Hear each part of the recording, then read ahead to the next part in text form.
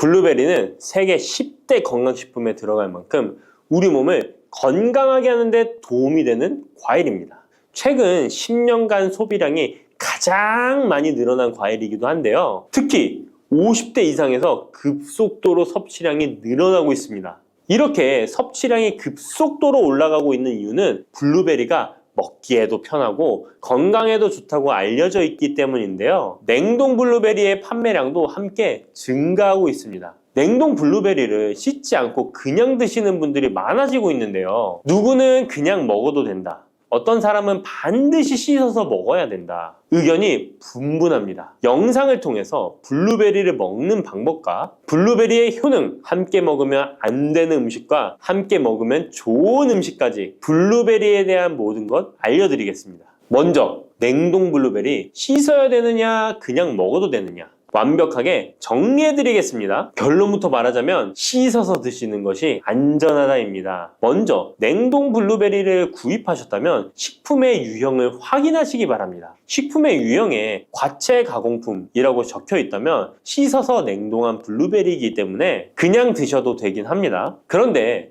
식품 유형에 농산물이라고 표기되어 있다면 이것은 씻지 않고 냉동되어 유통된 블루베리이기 때문에 반드시 씻어서 드시는 것이 좋습니다. 그런데 간혹 식품의 유형이 표기되어 있지 않은 제품들도 있는데요. 이런 제품도 씻어서 드시는 게 좋겠죠? 2022년 한국소비자연맹에서 현재 시중에서 판매되고 있는 냉동과일, 블루베리, 망고, 딸기 등의 제품을 선정하여 안정성 평가를 했는데요. 과체 가공품 같은 세척과일 제품에서 미생물, 잔류농약, 곰팡이, 독소 등의 검사에서 규격 기준에는 적합하긴 했지만 미생물과 잔류농약이 검출된 제품들도 있었습니다. 이 자료를 바탕으로 한다면 냉동 블루베리 제품도 이미 씻어서 유통이 되고 있다고 할지라도 한번 씻어서 드시는 것이 좋겠습니다. 블루베리를 씻는 방법은 흐르는 물에 30초 정도만 씻어주면 되는데요. 깨끗이 씻는다고 블루베리를 물에 오래 담가두거나 흐르는 물에서도 오래 씻으면 안 됩니다. 블루베리에 함유된 안토시아닌 성분은 수용성이기 때문에 영양소가 다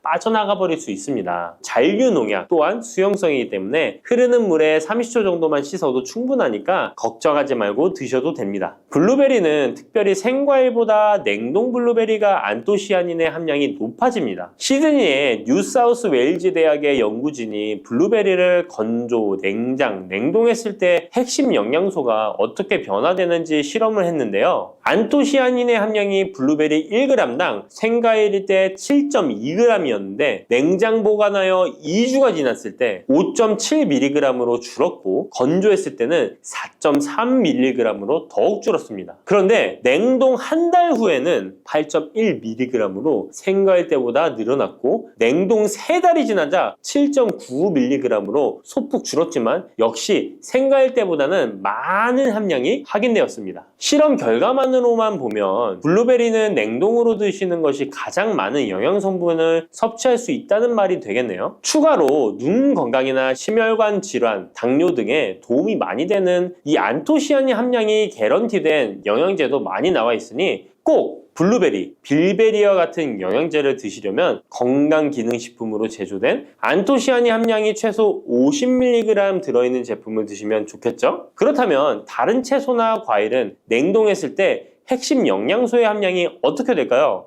영양소에 따라 보존력이 강한 것도 있고 약한 것도 있는데요. 딸기의 한 종류인 라즈베리는 폴리페놀이 핵심 영양소인데요. 생과일 때보다 냉동일 때 킬로그램당 폴리페놀의 함량이 100mg 정도 상승하는 것으로 나타났습니다. 당근의 경우에는 핵심 영양소가 베타카로틴인데요. 냉동 보관했을 때 3개월이 지나면 베타카로틴의 함량이 현저히 감소하는 것으로 확인되었습니다. 이렇듯 냉동 채소, 냉동 과일은 핵심 영양 성분에 따라 함량이 높아질 수도 있고 낮아질 수도 있습니다. 냉동 블루베리를 구입하셔서 보관할 때는 주의할 사항이 있습니다. 판매되는 냉동 블루베리는 대량으로 포장되어 있는데요. 한 번에 드실 수 없는 양이죠. 냉동 블루베리는 해동해서 드시게 되면 녹으면서 안토시아닌까지 함께 녹아 나오기 때문에 냉동실에서 꺼내 바로 드시는 것이 좋습니다. 혹시나 해동이 되었다면 다시 냉동하시면 안 됩니다. 해동이 되면서 미생물이 증식을 하게 되며 그 상태로 냉동을 하면 미생물까지 함께 냉동이 되고 그것을 드시게 되면 복통, 설사를 유발할 수 있습니다. 자, 이제 블루베리의 효능에 대해 알아보겠습니다. 블루베리의 핵심 영양소인 안토시아닌은 폴리페놀의 일종으로 식물에 많이 함유된 청자색을 띠는 성분인데요. 블루베리의 색깔이 짙은 보라색을 띠는 것이 바로 안토시아닌 때문입니다. 안토시아닌의 과일별 함량에서는 빌베리, 블루베리가 가장 높은 함량을 가지고 있는 것으로 알려져 있는데요. 안토시아닌 함량이 높고 좋은 빌베리, 블루베리일수록 드셨을 때 입안에 보랏빛으로 착색이 심하게 되는 경우가 많아요. 인공색소가 아니기 때문에 전혀 걱정 안 하셔도 되고 10분 정도 지나면 자연히 없어지니 시중 빌베리, 블루베리가 포함된 건강기능식품을 드셨을 때 착색이 되더라도 전혀 걱정 안 하셔도 됩니다. 안토시아닌의 가장 큰 효능은 눈을 건강하게 한다는 것입니다. 안토시아닌은 로놉신의 제합성을 촉진하여 시력을 보호하고 백내장, 안구 건조증, 망막염 등의 눈 질환을 예방합니다. 눈의 피로와 노화를 방지하며 초기 근시도 예방하는 것으로 알려져 있습니다. 또한 강력한 항산화 물질인 안토시아닌은 체내 활성산소를 제거하여 세포의 노화를 방지해 주는데 뇌세포의 노화까지 예방을 합니다. 폴리페놀 성분인 안토시아닌은 뇌의 신경세포를 보호하고 신경 전달 물질의 분비를 촉진하여 뇌의 기능도 향상시키며 뇌의 해마를 자극하여 기억력을 향상시키고 치매를 예방하는 데에도 효과적입니다.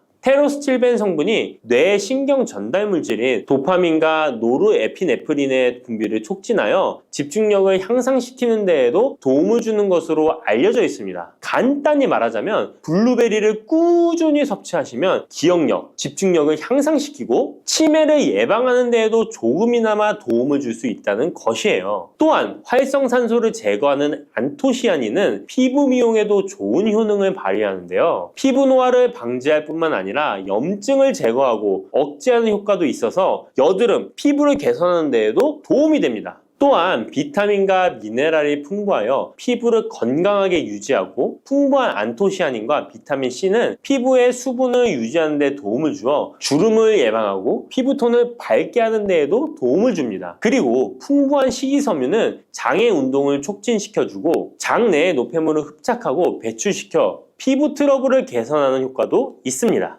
나이가 들면서 머리숱도 많이 줄어들게 되어 탈모로 걱정하시는 분들도 늘어나는데요. 블루베리는 탈모 예방에도 효과적이에요. 블루베리의 안토시아닌은 튼튼한 모발이 자라날 수 있도록 모낭세포를 자극해주고 두피세포의 노화를 예방하여 탈모를 예방하게 되는 것입니다. 또한 블루베리에 함유된 비타민C는 머리카락 조직 형성에 필수적인 성분이고 콜라겐 생성을 촉진하여 모발을 강화하고 두피 건강을 증진하는 데에도 도움이 됩니다. 항산화 성분인 안토시아닌은 머리카락 세포를 손상시키는 자유라디칼을 제거하고 머리카락 손상을 예방하는 데 도움이 되어 탈모를 예방하는 것입니다. 블루베리는 당뇨의 위험이 있는 분들에게 특히 도움이 되는데요. 블루베리는 혈당 수치를 낮추어주고 당분을 에너지원으로 사용하는 신진대사의 과정을 촉진해주는 효능이 있습니다. 미국의 당뇨병 협회는 블루베리를 당뇨병 슈퍼푸드라고 부르며 블루베리를 꾸준히 섭취하면 인슐린 감수성을 향상시키고 혈당을 낮추는 데 도움이 된다고 발표했습니다. 블루베리에 대한 연구를 진행했는데요. 하루에 150g의 블루베리를 섭취한 실험군은 혈당 스파이크의 발생이 낮아졌고 인슐린 수치 또한 낮아진 것으로 확인되었다고 발표했습니다. 블루베리에 함유된 안토시아닌뿐만 아니라 칼륨, 비타민 B6는 심장 건강을 지키는 데 도움을 주는데요. 이 성분들은 체내 콜레스테롤과 혈액의 지방을 감소시켜 혈액순환을 원활하게 해줍니다. 이런 효능으로 심장마비나 협심증을 일으키는 죽상동맥경화증을 예방하는 데 도움을 주게 됩니다. 또한 호모시스테인이 체내에 과하게 축적되면 혈관을 손상시키고 혈전을 생성하여 심장마비, 뇌졸중 등의 심혈관 질환을 유발할 수 있는데요. 블루베리의 풍부한 엽산과 비타민 B6는 호모시스테인의 축적을 방지하여 심혈관 질환을 예방할 수 있습니다. 블루베리는 많이 드시는데 블루베리 잎에는 관심이 별로 없는 것이 사실인데요. 블루베리 잎이 열매의 항산화 효능보다 뛰어나다는 사실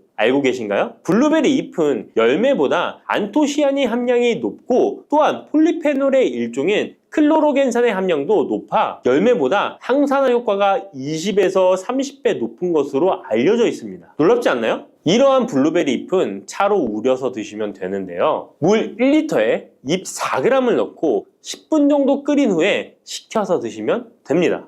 블루베리가 새콤달콤한 맛이 난다면 블루베리 잎차는 구수한 맛이 나는 것이 특징입니다. 이렇게 좋은 블루베리도 함께 먹으면 안 되는 음식이 있는데요. 바로 우유입니다. 깜짝 놀라지 않으셨나요? 보통 냉동 블루베리를 우유와 함께 믹서기에 갈아서 주스로 많이 드시는데요. 이렇게 되면 블루베리의 영양소가 파괴됩니다. 국제의학 바이오 저널의 연구에 따르면 블루베리의 폴리페놀 성분과 우유 단백질의 친화성 때문에 블루베리와 우유를 함께 먹게 되면 블루베리의 항산화 성분이 대부분 파괴된다고 발표했습니다. 그리고 우유에 함유된 칼슘은 블루베리의 안토시아닌과 만나면 칼레이드화 되는데요. 이것은 둘이 결합하여 덩어리를 만든다는 것입니다. 이렇게 덩어리가 된 물질은 불용성 침전물로서 체내에서 녹거나 흡수되지 않고 몸 밖으로 배출되게 됩니다. 이 과정에서 체내에 머물며 소화되지 않기 때문에 위와 장에 큰 부담을 주게 됩니다. 이 때문에 블루베리와 우유를 자주 섭취하시거나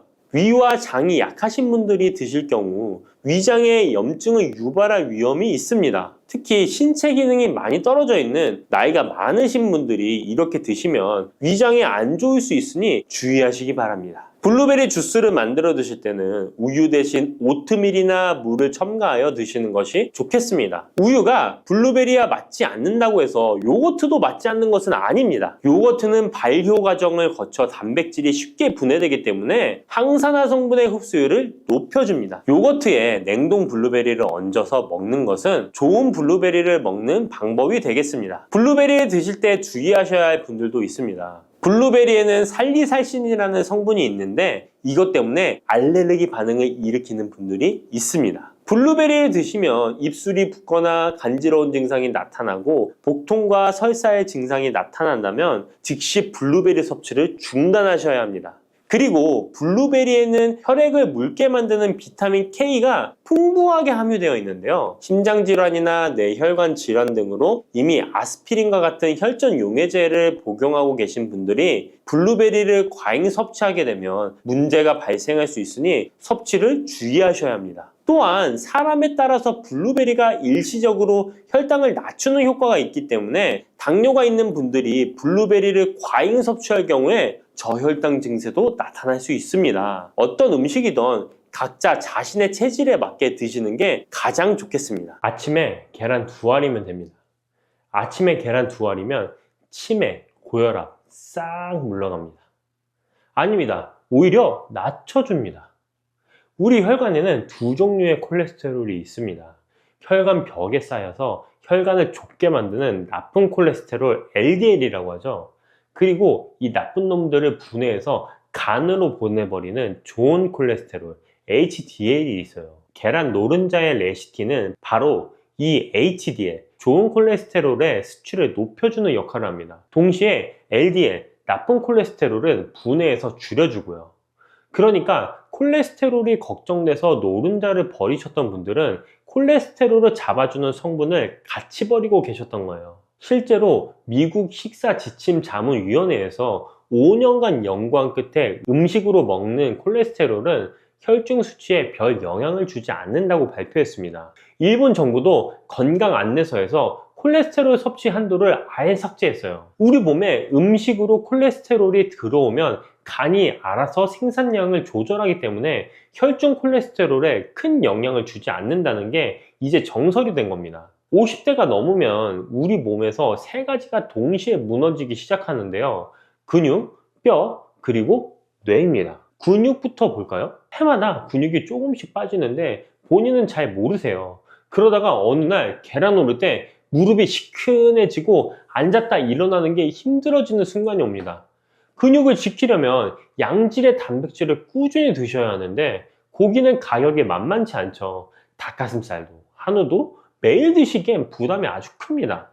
뼈도 마찬가지예요. 특히 여성분들은 폐경 이후에 골밀도가 급격히 떨어지거든요. 뼈에 칼슘을 붙이려면 비타민 D가 꼭 있어야 하는데 우리나라 국민 중에 비타민 D를 적정량 섭취하는 비율이 고작 5.8%밖에 안 됩니다. 10명 중에 9명이 부족하다는 거예요. 그리고 뇌기능, 이름이 입에서 맴도는데 안 나오고 방금 뭐 하려고 했는지 깜빡하고 집중력이 예전 같지 않은 거, 이건 뇌에서 기억력을 담당하는 물질이 줄어들고 있다는 신호입니다. 이 세 가지를 한꺼번에 잡아줄 수 있는 음식이 뭐냐? 바로 오늘 말씀드린 계란입니다. 그것도 아침에 2알이면 충분합니다. 근데 많이들 이 부분을 잘못 알고 계세요. 아까 말씀드렸듯이 콜레스테롤 걱정 때문에 계란을 피하시는 분들이 정말 많거든요. 특히 어르신들 사이에서는 노른자는 빼고 먹어야 한다는 이야기가 상식처럼 퍼져 있어요. 그래서 일주일에 한두 개만 조심조심 드시거나 아예 안 드시는 분들도 계시거든요. 이렇게 계란을 피하시면 어떤 일이 벌어지냐면요. 가장 싸고 가장 쉽게 섭취할 수 있는 양질의 단백질을 놓치게 되는 겁니다. 고기를 잘 못 드시는 어르신들, 중년 이상 여성분들 중에 저는 고기 못 먹어요 하시는 분들이 꽤 계시거든요. 이런 분들에게 계란은 거의 유일한 단백질 공급원이에요. 그마저도 콜레스테롤 걱정에 안 드시게 되면 근육은 계속 빠지고 뼈는 약해지고 뇌 건강에 필요한 영양소도 부족해지는 악순환에 빠지는 겁니다. 진료실에서도 고기를 못 드시는 어르신들께 가장 먼저 권하는 게 찐 계란이라고 해요.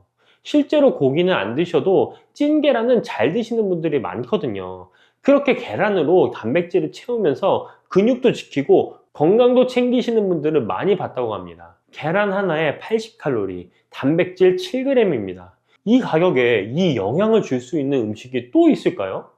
그러면 계란에 정확히 뭐가 들어있길래 이렇게 좋다는 건지 하나씩 제대로 짚어드리겠습니다. 자, 첫 번째는 단백질입니다. 계란 하나에 약 7g의 양질의 단백질이 들어있어요. 우리 몸에 필요한 필수 아미노산 9가지가 균형 있게 다 들어있어서 영양학에서는 계란 단백질을 기준 단백질로 삼을 정도입니다. 이 2알이면 14g, 이게 닭가슴살 반덩이와 맞먹는 양이에요. 근데 가격은 비교가 안 되죠. 계란만큼 가성비 좋은 단백질 식품은 찾기가 어렵습니다. 다이어트 하실 때도 마찬가지입니다. 기초 대사량을 유지하려면 근육이 있어야 하고 근육을 지키려면 단백질이 필요한데 계란이 그 역할을 가장 효율적으로 해줍니다. 자, 두 번째는 콜린입니다. 이건 뇌 건강의 핵심적인 성분입니다. 우리 뇌에서 기억력과 학습 능력을 담당하는 콜린이 바로 재료입니다. 쉽게 말하면 뇌가 정보를 주고받을 때 꼭 필요한 연료인 거예요. 50대가 넘으면 이 아세틸콜린이라는 물질을 만드는 효율이 뚝 떨어지거든요. 그래서 음식으로 콜린을 보충해 주는 게 중요한데 계란 2알이면 하루에 필요한 콜린의 상당 부분을 채울 수가 있습니다. 연구에 따르면 콜린 섭취가 충분한 사람은 그렇지 않은 사람보다 인지 기능이 떨어지는 속도가 느리고 알츠하이머 발병 위험도 낮은 것으로 나타났습니다. 요즘 콜린 알포세레이트라는 뇌 영양제가 어르신들 사이에서 유행인데요. 이거 조심하셔야 됩니다. 서울대병원 연구팀이 1200만 명을 10년간 추적한 결과 이 약물을 복용한 사람이 복용하지 않은 사람보다 뇌졸중 위험이 43%가 높았다는 결과가 나왔어요. 약으로 억지로 넣는 것보다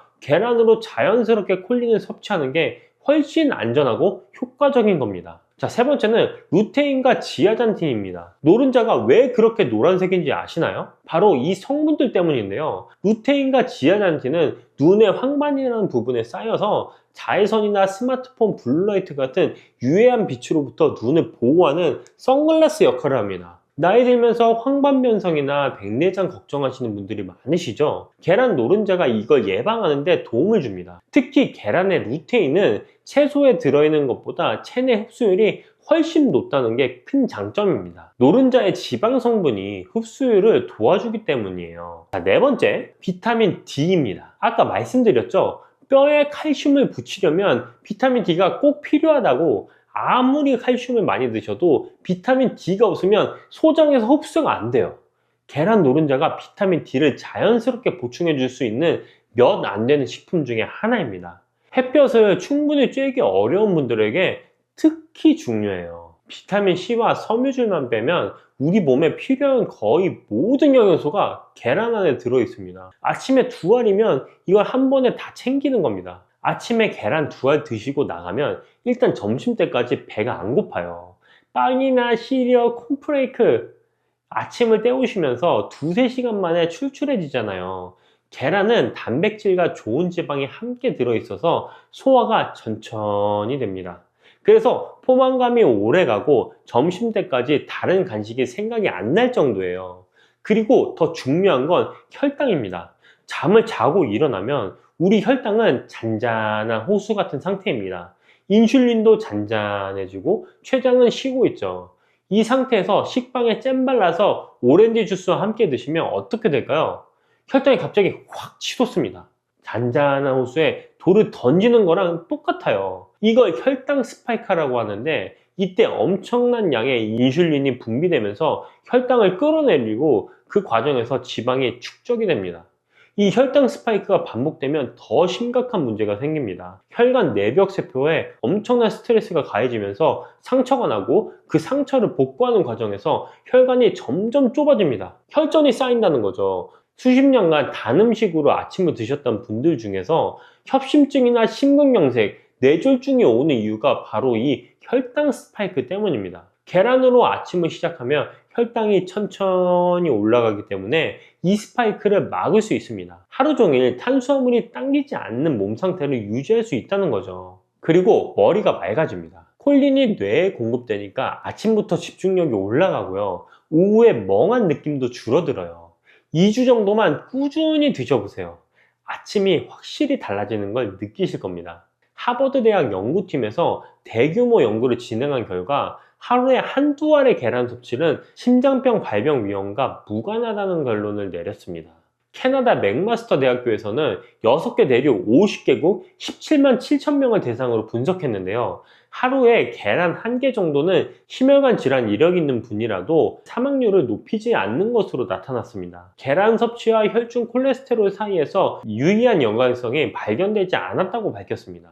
다이어트 쪽 연구도 흥미로운데요. 아침에 계란을 먹은 그룹이 곡물 위주의 아침을 먹은 그룹보다 점심 식사량이 줄었고 하루 전체 칼로리 섭취량도 감소한 것으로 나타났습니다. 아침에 계란 2알이 체중 관리에도 도움이 된다는 거죠. 미국 심장병학회에서도 올해 발표한 연구에서 심혈관 질환 위험군에게도 계란 섭취량이 큰 영향을 미치지 않는다는 결과를 공개했습니다. 이제 계란을 무서워하실 이유가 정말 없다는 겁니다. 그럼 이 계란을 어떻게 드셔야 할까요? 기본은 삶은 계란입니다. 기름도 안 들어가고 소화도 잘 되고 열에 약한 콜린 같은 영양소도 잘 보존돼요. 주말에 10개 정도 삶아서 냉장고에 넣어두시면 평일 아침마다 2~3개씩 꺼내서 일주일 아침이 해결됩니다. 물론 프라이를 좋아하시는 분들은 눌러붙지 않는 팬에 기름 최소한으로 드셔도 됩니다. 삶든 찌든 프라이를 하든 큰 그림으로 보면 계란을 매일 꾸준히 드신다는 것 자체가 중요합니다. 근데 계란만 드시면 정말 아깝습니다. 같이 먹는 음식에 따라서 효과가 확 달라지거든요. 오늘 꿀조합 3가지를 알려드리겠습니다. 계란과 함께 먹었을 때 보약이 되는 음식 첫 번째는 토마토입니다. 토마토에는 라이코펜이라는 강력한 항암 성분이 들어있는데요. 이 라이코펜이 열을 가하면 흡수율이 5배까지 올라갑니다. 계란 프라이를 하실 때 토마토를 같이 넣어서 볶아 드시면 계란에 부족한 비타민 C도 보충하고 라이코펜까지 제대로 흡수할 수 있어요. 맛도 고소하면서 상큼하고 영양은 꽉 차는 최고의 조합이에요. 간단하게 하시려면 삶은 계란 2알과 방울토마토 서너 개만 곁들이셔도 충분합니다. 자, 두 번째는 브로콜리인데요. 브로콜리 두세 송이면 비타민C가 하루 권장량을 거의 다 채울 수 있어요. 비타민C가 레몬보다 2배 정도 많거든요. 계란에 없는 비타민C를 브로콜리가 딱 채워주는 겁니다. 거기다가 브로콜리에는 나트륨을 배출하는 칼륨도 풍부해서 혈압 조절에도 도움이 됩니다. 전날 저녁에 브로콜리를 살짝 데쳐 놓으시면 아침에 삶은 계란과 바로 곁들여 드실 수 있습니다. 자, 세 번째는 두부나 낫또 같은 식물성 단백질인데요. 동물성 단백질인 계란과 식물성 단백질인 두부를 함께 드시면 아미노산 균형이 훨씬 좋아집니다. 특히 두부에는 이소폴라본이라는 성분이 있어서 폐경 이후에 여성 건강에도 도움이 됩니다. 여기서 하나 더 중요한 사실이 있는데요. 계란과 야채를 같이 드시면 야채에 들어있는 카로티노이드라는 항산화 성분의 체내 흡수율이 무려 5배 이상 높아집니다. 카로티노이드는 빨간색, 노란색, 주황색 과일이나 채소에 많이 들어있는데 지용성이라서 기름기가 있어야 흡수가 잘 되거든요. 계란 노른자의 지방이 이 역할을 해주는 겁니다. 그러니까 계란은 본인이 좋은 것도 있지만 같이 먹는 야채의 좋은 성분까지 끌어올려주는 고마운 존재예요. 이렇게 좋은 계란 같이 먹으면 몸에 독이 되는 음식도 있습니다. 첫 번째는 감입니다. 감에는 타닌이라는 성분이 들어있는데 이 타닌이 계란의 단백질과 만나면 서로 결합하면서 굳어버려요. 그러면 소화가 안 되고 가볍게는 속이 불편해지고 심하면 급성 위장염까지 올 수 있습니다. 감 드시면서 계란도 함께 드시는 경우가 있는데 이건 피하셔야 됩니다. 감을 드시려면 계란과 시간 간격을 두고 드세요. 자, 두 번째는 두유입니다. 의외죠? 건강한 것끼리 같이 먹으면 좋은 것 같은데 콩에 들어있는 트립신이라는 성분이 계란 흰자의 단백질과 결합해서 영양 흡수를 방해합니다. 아침에 삶은 계란 드실 때 두유 대신 물이나 우유를 곁들여 드시는 게 훨씬 낫습니다. 자, 셋째, 녹차나 홍차예요. 녹차에도 타닌이 많이 들어있거든요. 계란과 함께 드시면 단백질 소화를 방해하고 변비를 유발할 수 있어요. 녹차를 좋아하시는 분은 식사 후에 1시간 정도 지나서 따로 드시면 됩니다. 그리고 고지혈증에 대해서도 정리해 드릴게요. 고지혈증 약을 이미 드시고 계신 분들은 하루에 계란 2개, 노른자 포함해서 드셔도 문제 없다는 연구가 많으니 안심하시면 됩니다. 다만 약을 안 드시고 생활 습관으로만 관리하시는 분들은 노른자를 좀 줄이시고 흰자 위주로 드시면 좋겠습니다. 흰자에는 포화지방이 거의 없는 순수한 단백질 덩어리니까 단백질은 충분히 챙기면서 부담은 줄일 수 있습니다. 요즘 부쩍 기운이 없으시다거나 뼈 마디가 시큰시큰하고 아침에 일어나기가 유난히도 힘드신 분들 계시죠? 그냥 나이 들면 다 그런 거지 뭐 하고 넘기시는 분들 많으실 겁니다. 그런데요, 제가 오늘 여러분께 소개해드릴 음식 하나가 있습니다. 옛날 우리 어머니들이 겨울만 되면 꼭 챙겨 드시던 음식인데요. 바위에 타닥타닥 붙어 자라는 그 하얀 속살이 통통한 녀석 있잖아요. 네, 바로 굴입니다. 그런데 말이죠, 굴을 그냥 조개 중 하나라고 생각하시면 정말 큰 오산이에요. 굴에는 아주 특별한 발명이 있습니다. 뭔지 아세요? 바다의 우유입니다. 우유가 육지에서 나는 가장 완전한 식품이라면 굴은 바다에서 나는 가장 완전한 식품이라는 뜻이에요.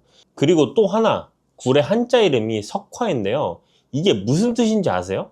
돌석, 꽃화, 돌에 핀 꽃이라는 뜻입니다. 바위에 붙어서 자란 굴을 멀리서 보면 마치 바위에 하얀 꽃이 핀 것처럼 보인다고 해서 붙여진 이름이에요. 참 예쁜 이름 아닙니까? 오늘은 이 바다의 우유, 돌에 핀 꽃, 굴에 대해서 제대로 한번 알아보려고 합니다. 굴이 왜 특히 좋은지, 어떤 성분이 우리 몸에 어떻게 작용하는지, 그리고 굴과 함께 먹으면 보약이 되는 음식은 뭔지, 반대로 절대 같이 드시면 안 되는 음식이 뭔지까지요. 혹시 굴 드시고 배탈 나신 경험 있으신 분들, 그래서 굴을 아예 멀리 하시는 분들도 계실 거예요. 걱정 마세요. 오늘 제가 안전하게 드시는 방법까지 다 알려드릴게요. 특히 뼈 건강 걱정되시는 분, 기억력이 예전 같지 않으신 분들, 혈관 건강 챙기고 싶으신 분들은 오늘 이 이야기를 꼭 끝까지 들어주세요. 나이가 들면 가장 먼저 걱정되는 게 뭘까요? 많은 분들이 뼈 건강을 뽑습니다. 예전엔 계단 오르내리는 거 아무렇지도 않았는데 요즘은 무릎이 시큰거려서 넘어지면 큰일 난다고 해서 겨울엔 외출도 조심스러웠습니다. 이런 말씀들 많이 하시잖아요. 실제로 우리나라 65세 이상 어르신들 중에 골다공증 진단을 받으신 분이 정말 많습니다. 특히 여성분들은 폐경 이후 급격하게 뼈가 약해지고요. 그리고 또 하나, 기억력 문제도 있습니다. 아, 그게 뭐였더라? 분명 알았는데? 방금 뭐 하려고 했더라? 이런 경험도 한두 번쯤 다 있으시죠? 가끔 깜빡하는 건 누구나 그럴 수 있어요. 하지만 이게 자꾸 반복되면 본인도 모르게 불안해지시잖아요. 거기다 혈압, 혈당, 콜레스테롤까지 신경 쓸 게 한두 가지가 아닙니다. 병원에서는 이것저것 챙겨 먹으라고 하는데 약만 한 움큼씩 드시다 보면 대체 뭘 어떻게 먹어야 되나 싶으실 때도 있으시죠? 그래서 오늘 제가 음식으로 이런 고민들을 조금이나마 덜어드리려고 합니다. 왜 나이가 들면 뼈가 약해지고 기억력이 떨어지고 혈관 건강이 나빠지는 걸까요? 먼저 뼈 이야기부터 해볼게요. 뼈는 살아있는 조직이에요. 평생 동안 낡은 뼈는 녹아 없어지고 새 뼈가 만들어지는 과정이 반복됩니다. 그런데 문제는 나이가 들수록 새 뼈가 만들어지는 속도보다 낡은 뼈가 녹는 속도가 더 빨라진다는 거예요. 마치 월급은 그대로인데 지출만 늘어나는 것처럼요. 여기에 칼슘 섭취가 부족하거나 비타민 D가 모자라거나 운동량이 줄어들면 뼈는 더 빠르게 약해집니다. 기억력도 마찬가지예요. 우리 뇌에는 비타민 B12라는 영양소가 꼭 필요한데요. 이게 부족하면 신경세포가 제 기능을 못합니다. 서울대학교 의과대학 연구에 따르면 비타민 B12 결핍은 알츠하이머를 포함한 치매와 관련이 있다고 합니다. 혈관 건강은 또 어떻고요? 나이가 들면 혈관벽에 콜레스테롤이 쌓이기 쉬워집니다. 혈관이 좁아지면 혈압이 올라가고 심하면 동맥경화로 이어지죠. 그런데요, 이 세 가지 문제를 한꺼번에 도와줄 수 있는 식품이 있습니다. 바로 오늘의 주인공, 굴입니다. 자, 이제 굴이 왜 그렇게 좋은지 본격적으로 알아볼게요. 첫 번째는 뼈 건강인데요. 국립수산과학원 자료에 따르면 굴 100g에는 칼슘이 무려 428mg이나 들어있습니다. 같은 양의 우유에는 113mg이 들어있거든요. 계산해보면 굴의 칼슘 함량이 우유의 3.78배나 됩니다. 그런데 칼슘만 많다고 뼈가 튼튼해지는 게 아니에요. 칼슘이 뼈에 제대로 붙으려면 비타민 D와 아연, 구리, 망간 같은 미네랄이 함께 필요합니다. 굴에는 이 모든 영양소가 다 들어있어요. 특히 아연은 굴 한 개에 성인 하루 필요량의 15배가 들어있을 정도입니다. 아연은 뼈를 만드는 세포의 활동을 돕는 아주 중요한 미네랄이에요. 그래서 고려대학교 안암병원 연구팀에서는 굴에 있는 칼슘, 인, 아연, 철, 구리, 셀레늄이 서로 보완작용을 하면서 골밀도를 높여준다고 설명합니다. 두 번째, 뇌 건강과 치매 예방입니다. 아까 비타민 B12 이야기했죠? 굴에는 비타민 B12가 아주 풍부하게 들어있습니다. 그뿐만이 아니에요. 국립암센터 연구 자료를 보면 굴에 들어있는 타우린과 DHA, 비타민 등이 치매를 일으키는 뇌 단백질인 베타 아밀로이드 성분을 억제해서 치매 예방에 도움이 된다고 합니다. 참치가 DHA가 많기로 유명하잖아요. 그런데 굴에는 참치보다 2배 이상 높은 DHA가 들어있습니다. 세 번째는 심혈관 건강인데요. 굴 100g에는 타우린이 무려 1130mg이나 들어있어요. 타우린이 뭐냐고요? 혹시 피로회복제 광고에서 타우린 몇천 mg 함유라는 말 들어보신 적 있으시죠? 타우린은 콜레스테롤 생성을 억제하고 혈압을 낮추는 효과가 있습니다. 거기다 굴에 들어있는 EPA는 혈액 중에 중성지방과 콜레스테롤을 낮춰서 동맥경화, 고혈압, 뇌출혈 예방에 도움을 줍니다. 네 번째는 당뇨 개선인데요. 굴의 풍부한 아연은 인슐린 대사에 관여하는 필수 미네랄이에요. 농촌진흥청 자료에 따르면 굴의 비타민 A, B1, B2, 나이아신 그리고 특히 아연이 당뇨병 개선에 도움이 될 수 있다고 합니다. 다섯 번째, 빈혈 개선과 기력 회복입니다. 굴에는 철분이 풍부해서 적혈구 생성을 돕고 혈액순환을 촉진시킵니다. 옛날부터 굴은 빈혈이 있거나 큰 병을 앓고 난 후 기력을 회복하는 보양식으로 여겨져 왔어요. 동의보감에서도 굴은 바다의 어물 중에서 가장 귀한 것이며 몸을 건강하게 하고 살결을 곱게 하며 안색을 좋게 해 바다에서 나는 음식 중에 가장 좋다고 기록되어 있습니다. 옛말에 배 타는 어부에 따른 얼굴이 까맣고 굴 따는 어부에 따른 얼굴이 하얗다라는 말도 있었다니까요. 그만큼 굴의 효능이 예로부터 인정받아 왔다는 거죠. 자, 그러면 이 좋은 굴은 어떻게 드시면 좋을까요? 여기서 아주 중요한 이야기를 해드려야겠습니다. 굴과 함께 드시면 보약이 되는 음식들이 있어요. 첫 번째는 레몬입니다. 굴 드실 때 레몬즙을 뿌려서 드시는 거 그냥 멋으로 하는 게 아니에요. 한국식품영양학회 자료를 보면 레몬의 구연산이 굴의 철분 흡수를 촉진하고 타우린 손실을 막아준다고 합니다. 거기다 레몬의 산성 성분이 세균 번식을 막아서 식중독 예방에도 도움이 되고요. 굴 특유의 비린내도 레몬의 산이 중화시켜줘서 훨씬 깔끔하게 드실 수 있습니다. 굴과 레몬, 이건 정말 찰떡궁합이에요. 두 번째는 우유입니다. 이게 좀 의외죠. 우유는 필수 아미노산은 다 가지고 있는데 아연이 부족해요. 반대로 굴은 아연이 우유의 100배 이상 들어있거든요. 그래서 굴과 우유를 함께 드시면 서로 부족한 영양소를 채워줄 수 있습니다. 굴 크림 스프 같은 요리가 괜히 있는 게 아니에요. 세 번째, 부추입니다. 부추는 따뜻한 성질이 있고 굴은 차가운 성질이 있어요. 이 둘을 함께 드시면 성질이 중화되면서 소화가 더 잘 됩니다. 부추에 들어있는 비타민과 철분이 굴과 만나면 신진대사도 활발해지고요. 굴부추전, 굴부추무침 다 이유가 있는 조합입니다. 네 번째는 생강입니다. 아까 말씀드렸듯이 굴은 성질이 차가워요. 그래서 속이 냉하신 분들이 굴을 드시면 가끔 배가 불편하실 수 있는데요. 이때 따뜻한 성질의 생강을 곁들이면 굴의 찬 기운을 중화시켜 줍니다. 특히 생강 식초에 굴을 찍어서 드시면 소화도 잘 되고 맛도 개운해요. 자, 그럼 조리법도 알려드릴게요. 가장 추천하는 건 굴국이에요. 다시마 육수에 물을 넣고 끓이다가 무가 익으면 두부와 굴을 넣고 2분만 더 끓이시면 됩니다. 여기서 포인트는 굴은 오래 끓이면 질겨지고 맛이 없어져요. 그래서 새우젓으로 간을 하시고 대파 송송 썰어 넣으시면 속이 든든하고 소화도 잘 되는 보양식이 완성됩니다. 굴밥도 좋아요. 자, 밥이 거의 다 됐을 때 굴을 올려서 뚜껑 덮고 뜸만 들이시면 돼요. 굴향이 밥에 배어서 정말 별미입니다. 양념간장에 쓱쓱 비벼 드시면 한 그릇 뚝딱이에요. 치아가 불편하신 분들은 굴죽을 드셔보세요. 불린 쌀을 참기름에다 볶다가 물 붓고 끓이시고 쌀이 퍼지면 마지막에 굴 넣고 2에서 3분만 더 끓이시면 됩니다. 부드럽고 소화도 잘 되고 영양은 꽉 찬 보양죽이 완성돼요. 섭취량은 일주일에 2번에서 3번, 한 번에 100g 정도가 적당합니다.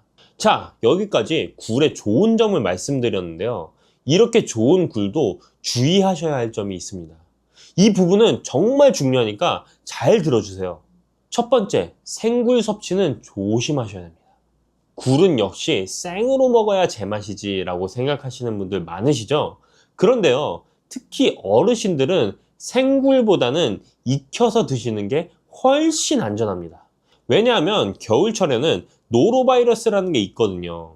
식품의약품안전처 통계를 보면 최근 5년간 노로바이러스 식중독이 243건 발생했는데 그 중에 49%가 12월부터 2월 사이 겨울철에 집중됐습니다.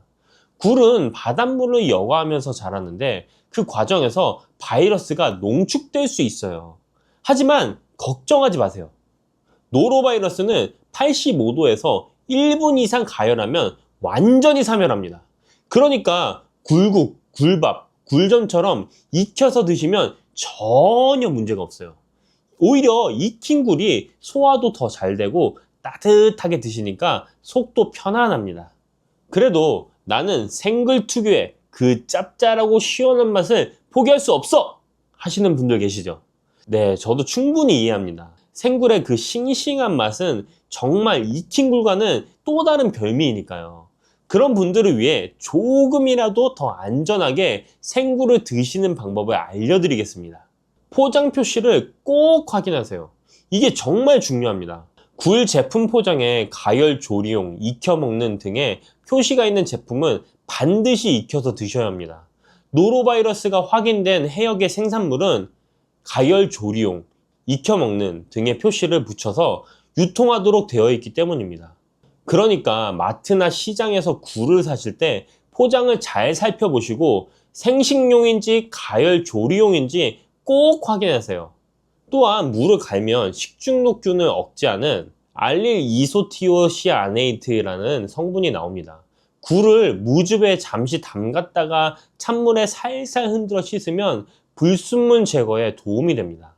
물론 이 방법들이 노로바이러스를 완전히 없애주는 건 아니에요. 하지만 아무 조치 없이 드시는 것보다는 훨씬 낫습니다. 두 번째, 여름철에는 더욱 주의하셔야 합니다. 서양에서는 알이 없는 달에는 굴을 먹지 말라라는 말이 있어요. 5월, 6월, 7월, 8월에는 영어 이름에 알자가 없잖아요. 이 시기에는 비브리오균이 번식하기 쉬워서 굴 섭취를 피했던 거예요. 우리나라에서도 보리가 피면 굴을 먹지 말라는 옛말이 있습니다. 특히 간 질환이 있으신 분들은 여름철 생굴 섭취를 절대 삼가셔야 돼요. 서울대학교 자료에 따르면 비브리오 폐혈증 사망률이 40에서 50%에 달할 정도로 위험합니다. 세 번째, 같이 드시면 안 되는 음식이 있습니다. 감하고 굴은 최악의 궁합이에요. 감의 떫은 맛을 내는 탄닌 성분이 굴의 철분과 결합해서 몸 밖으로 빠져나가게 만들거든요. 굴 드시고 후식으로 감 드시는 건 피해주세요. 커피도 마찬가지예요. 커피에도 탄닌이 있어서 굴의 아연 흡수를 방해합니다. 굴 드신 후에는 커피보다 따뜻한 보리차나 생강차가 더 좋습니다. 네 번째, 과식은 금물입니다. 굴은 성질이 차가워서 한꺼번에 많이 드시면 속이 불편하실 수 있어요. 한 번에 너무 많이 드시기보다는 적당량을 여러 번 나눠서 드시는 게 좋습니다. 다섯 번째, 신선한 굴을 고르는 법입니다. 껍질 벗긴 굴을 사실 때는 우윳빛이 돌면서 검은색 테두리가 선명하고 알이 굵고 통통하면서 탄력 있는 것을 고르세요. 손질하실 때는 3% 소금물에 10분 담갔다가 씻으시거나 무즙을 풀어 5분 정도 두시면 이물질이 깨끗하게 제거됩니다. 자, 오늘 굴에 대해서 정말 많은 이야기를 나눴습니다. 정리해 드릴게요. 굴은 바다의 우유라는 별명에 걸맞게 정말 영양이 풍부한 식품입니다.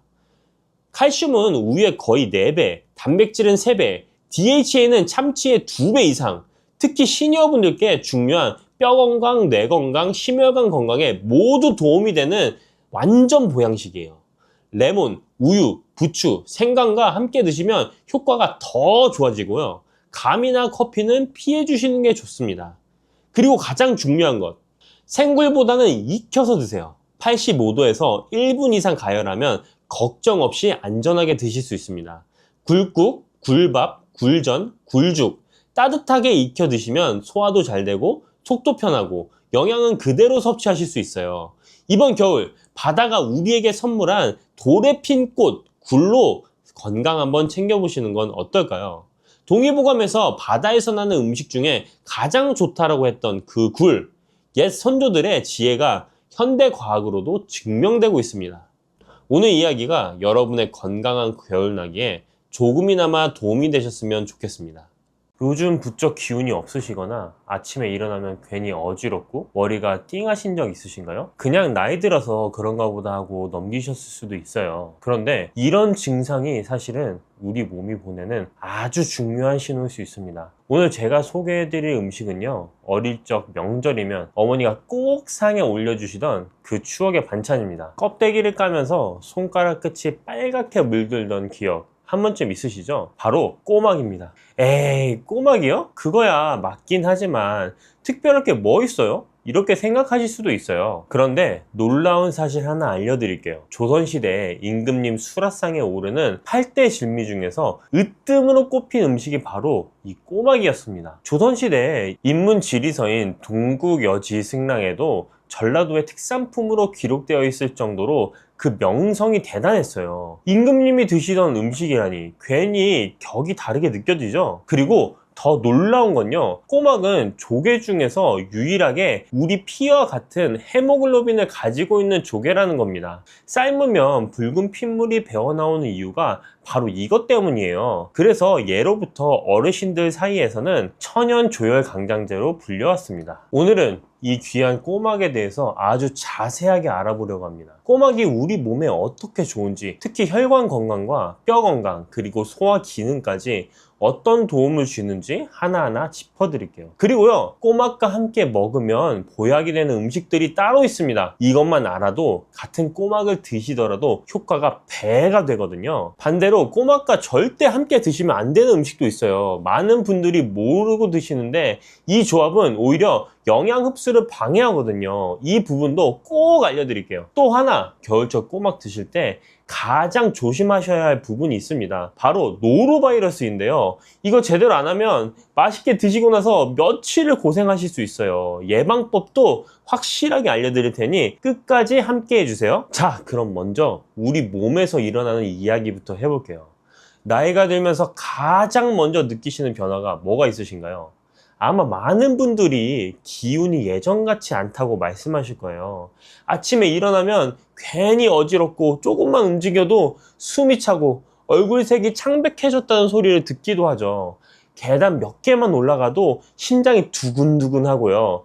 이런 증상들 그냥 나이 들면 다 그렇지 하고 넘기시는 분들이 있어요. 그런데 이게 단순히 나이 탓만은 아닐 수 있습니다.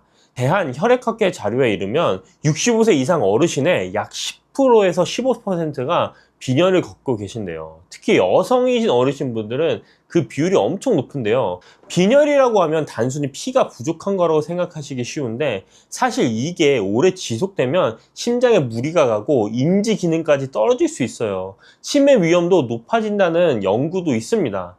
또 하나, 소화기능 문제입니다. 밥맛이 없다, 입맛이 떨어진다, 조금만 먹어도 속이 더부룩하다, 이런 말씀 자주 하시죠? 소화 기능이 떨어지면 아무리 좋은 음식을 드셔도 영양분은 제대로 흡수하지 못해요. 그러니까 악순환이 되는 거예요. 못 먹으니까 기운이 없고 기운이 없으니까 더 못 먹게 되고요. 겨울철에는 특히 손발이 차가워지는 분들도 많으시죠. 몸이 냉해지면 혈액순환도 잘 안 되고 면역력도 떨어지게 됩니다. 그렇다면 이런 문제들을 어떻게 해결할 수 있을까요? 이런 증상이 왜 생기는지 한번 살펴보겠습니다. 먼저 빈혈 이야기부터 해볼게요. 나이가 들면 우리 몸에서 철분을 흡수하는 능력이 자연스럽게 떨어집니다. 젊었을 때는 음식으로 철분을 섭취하면 몸에 잘 흡수했는데 나이가 들수록 같은 양을 먹어도 흡수율이 낮아지는 거예요. 거기에 식사량도 줄어들잖아요. 예전처럼 고기도 잘 안 드시게 되고 밥 양도 줄어들고요. 그러다 보니 철분 섭취 자체가 부족해지는 겁니다. 위산 분비도 줄어들어요. 위산이 부족하면 철분 흡수가 더 어려워집니다. 소화 기능 저하도 비슷한 원인이에요. 나이가 들면 위장 기능이 약해지면서 소화액 분비가 줄어들고 장 운동도 느려지거든요. 그래서 조금만 먹어도 더부룩하고 식욕도 떨어지게 되는 거예요. 몸이 차가워지는 것도 혈액순환이 잘 안 되기 때문인데요. 심장에서 손끝, 발끝까지 피가 잘 돌아야 따뜻한데 혈관이 좁아지고 심장 기능이 약해지면서 말초까지 피가 잘 안 가는 거죠. 이럴 때 도움이 될 수 있는 게 바로 꼬막입니다. 자선 어보를 쓴 정약전 선생은 꼬막을 가리키며 살이 노랗고 맛이 달달하고 기록했어요. 이 단맛의 비밀은 글리코겐 성분인데요. 이게 바로 우리 몸에 에너지를 공급해주는 역할을 합니다. 그럼 이제 본격적으로 꼬막이 우리 몸에 어떻게 좋은지 하나씩 알아보도록 하겠습니다. 첫 번째, 빈혈 예방입니다.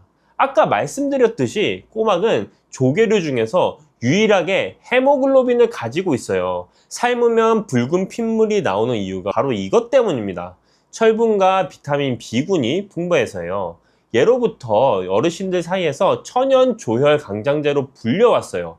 철분제 드시기 부담스러우신 분들, 꼬막으로 자연스럽게 보충하실 수 있습니다. 두 번째는 소화기능 개선입니다. 한방에서 전해 내려오는 식료본초라는 책에 보면 꼬막에 대해서 이렇게 기록되어 있습니다. 오장을 잘 돌게 하고 위를 튼튼하게 하여 입맛을 돋운다 라고요. 식물 본초에서는 꼬막은 비위를 건강하게 해서 사람이 밥을 먹을 수 있게 만든다고 했습니다. 소화가 잘 되니까 환자분들 회복식으로도 좋고요. 평소 소화가 약해서 식욕이 없으신 어르신들께 특히 좋습니다. 세 번째, 몸을 따뜻하게 해줍니다.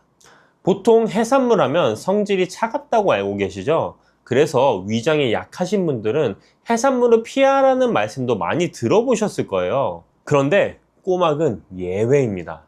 식료본초에는 신복의 냉기와 허리와 등의 냉풍을 주로 치료한다라고 기록되어 있어요. 한의서에도 공통적으로 꼬막은 기운이 따뜻하고 속을 따뜻하게 하면서 위장의 기운을 보호한다라고 했습니다.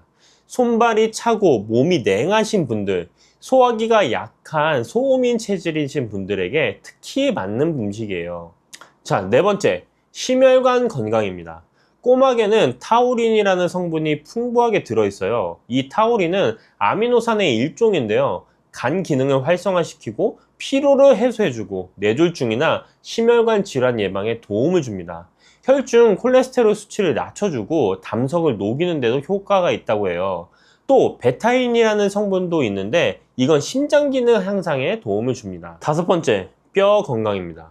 꼬막에는 칼슘과 인이 풍부하게 들어있어요. 골다공증 위험이 높은 어르신들께 아주 중요한 요소죠. 재밌는 민간요법 하나 알려드릴게요.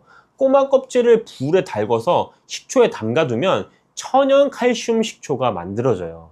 식초와 껍질 비율을 10대 1로 해서 일주일 정도 담가 주셨다가 맑은 물만 걸러내서 조금씩 드시면 됩니다. 여섯 번째, 다이어트에도 좋습니다.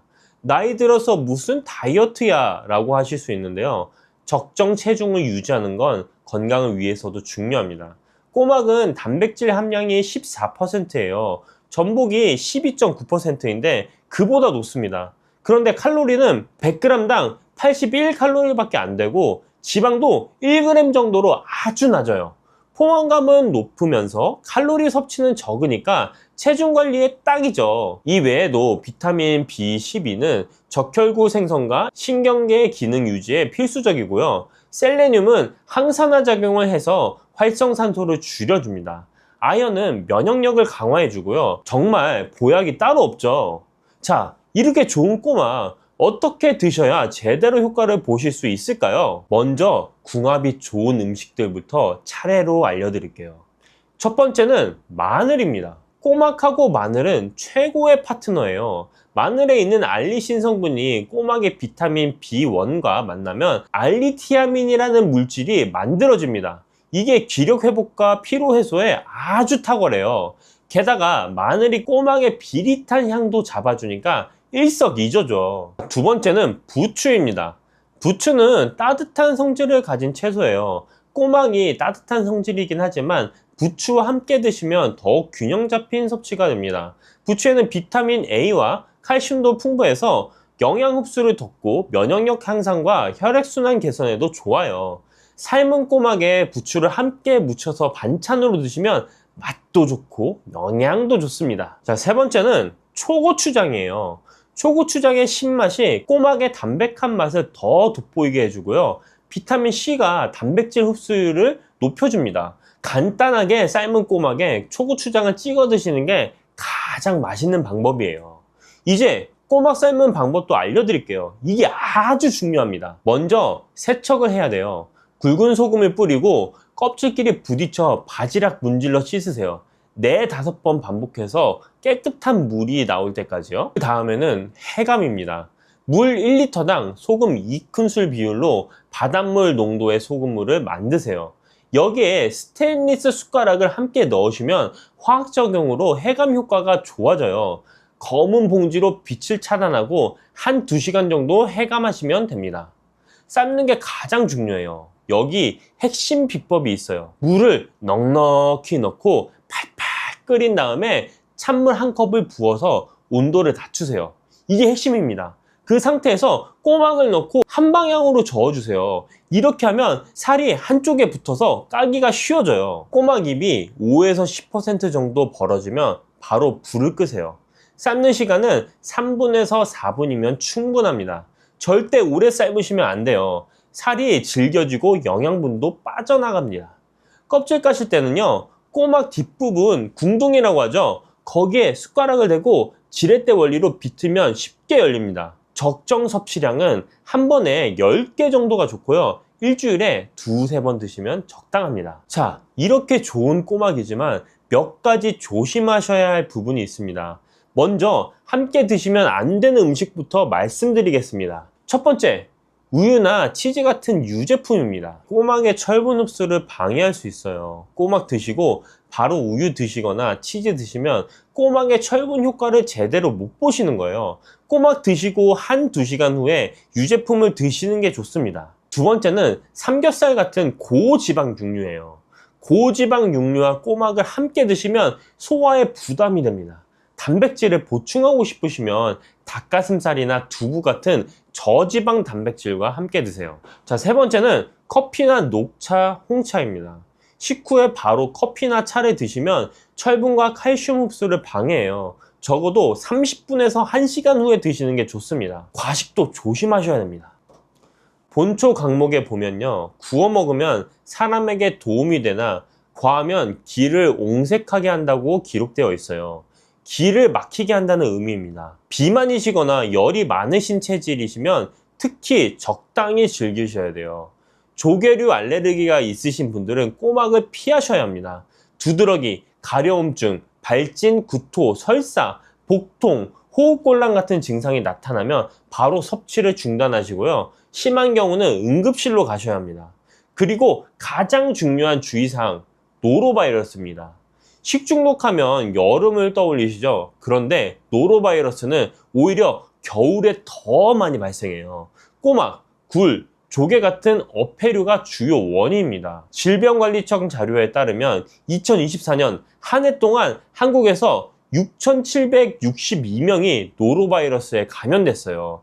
노로바이러스의 무서운 점은요, 영하 20도에서도 생존한다는 겁니다. 냉동고에 넣어둬도 죽지 않아요. 게다가 단 10개의 입자로도 감염될 정도로 전염력이 강합니다. 감염되면 갑작스러운 설사, 구토, 복통, 오한, 발열이 나타나요. 대부분 2에서 3일 내에 회복되지만 어르신의 경우 탈수 위험이 있어서 더 조심하셔야 합니다. 예방법은 간단해요. 반드시 충분히 익혀 드세요. 중심 온도 85도에서 1분 이상 가열하시면 됩니다. 조리 전후에는 비누로 30초 이상 손을 씻으시고요. 알코올 소독제는 노로바이러스에 효과가 없으니까 반드시 비누로 씻으셔야 합니다. 자, 오늘 꼬막에 대해 아주 자세하게 알아봤는데요. 정리 한번 해보겠습니다.